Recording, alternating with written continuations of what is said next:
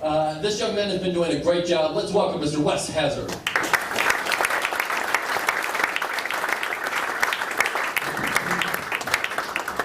How you guys doing? Doing good? Yeah. All right, good to see you. Happy Saturday. I want to start off. I found this here on Thursday, and this is the style section, or rather the scene section for the Boston Globe, and it has this nice little story about the new Footloose. Exactly, yeah. And I just want to say, this guy, the new Kevin Bacon, his name is Kenny Wormald, and I bring that up because we graduated the same year from the same exact school, Stoughton Public High, right there. All right, yeah, yeah, right there. 2002 class up, and I just want to say, all right. He's in a $25 million movie that's opening on 2,500 screens across the country. I'm talking to 70 people in the attic of a Chinese food restaurant. Who made it in show business? This guy, yeah. That guy, yeah. Whatever, good luck to him, whatever. That's cool that he's doing it, but like, yeah, I made it. All right, I guarantee you this. I had a higher GPA. Who's laughing now? All right.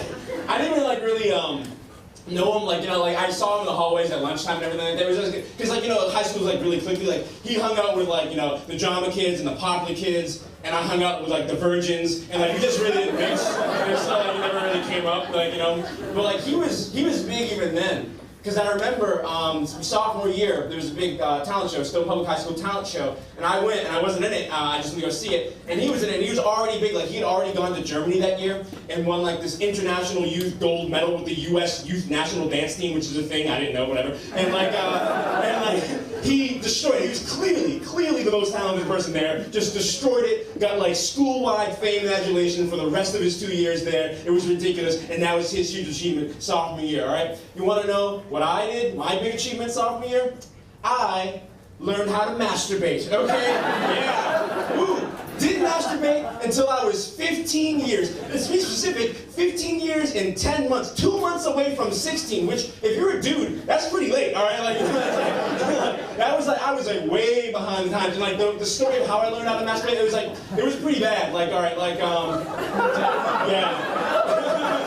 So we're years and years behind the curve here, and I have Crohn's disease. That sophomore year, I had to have surgery. I'm in the hospital for 11 days, and my mom, she wants to cheer me up. She goes to rent some movies, and she's like, what are teens like, whatever, she doesn't know, and she brings American Pie to the hospital room.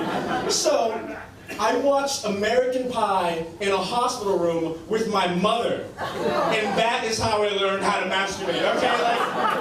Like I said, I might have been in AP and honors classes, but it took a Jason Biggs movie before I realized, if you do this long enough, it feels really awesome. It took me that long, all right?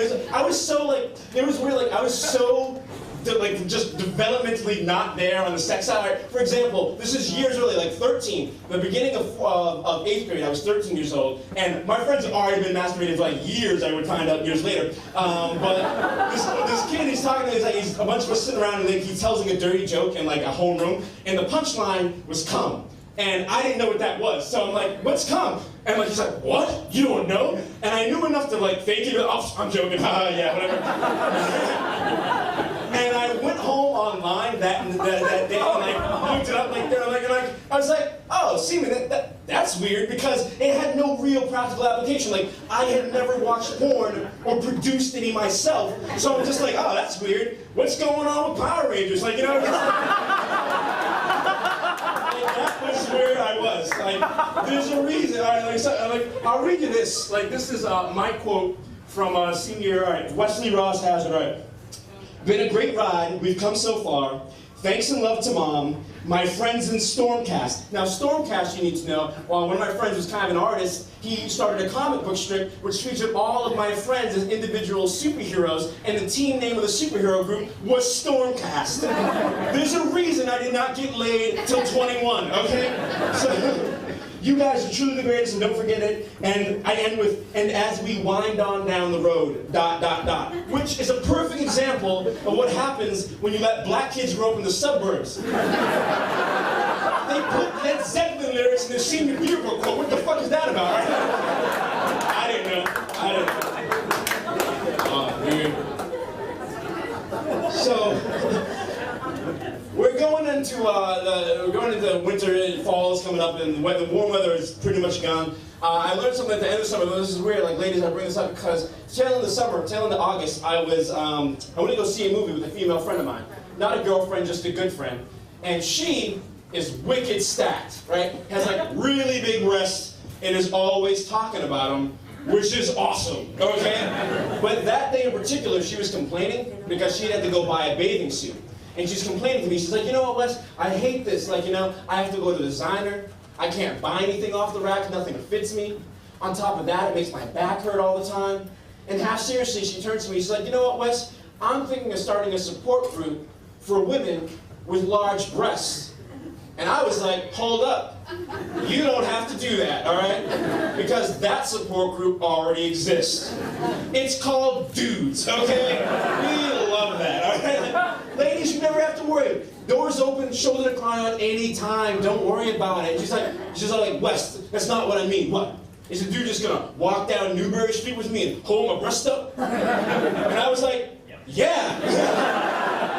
You give me Craigslist in 1 hour, and I will find that dude for you, all right?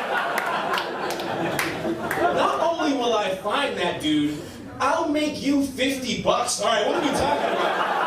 You guys have been awesome on Wes Hazard. Have a good night, all right?